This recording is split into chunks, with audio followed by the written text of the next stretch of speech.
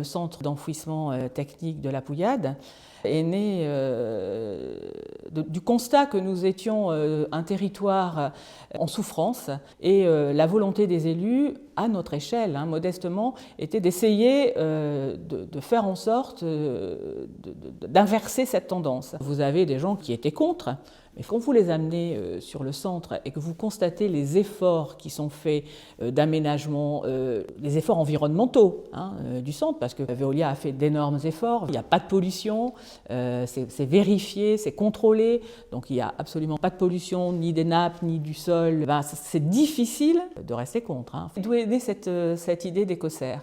Elle est venue de cette idée de valoriser le centre et du fait qu'il y avait une énergie peu chère et que chez les paysans de Rougeline, le poste le plus important dans la production, c'est le poste énergie. Les déchets produisent du biogaz et Veolia s'est beaucoup impliqué pour en faire une source d'énergie. Sur le centre actuellement, la production éclairerait à peu près 45 000 habitants, mais en plus, les moteurs tournent pour faire cette énergie électrique et chauffent.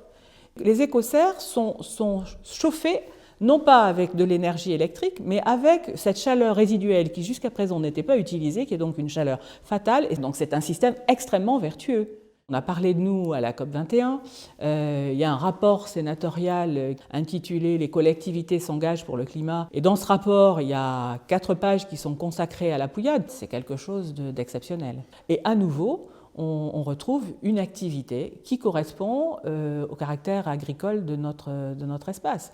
Alors c'est certes, c'est une nouvelle forme d'agriculture, mais c'est une agriculture respectueuse de l'environnement. C'est une agriculture qui va fournir des emplois, donc ça correspond tout à fait à l'image que nous souhaitons conserver de notre village rural.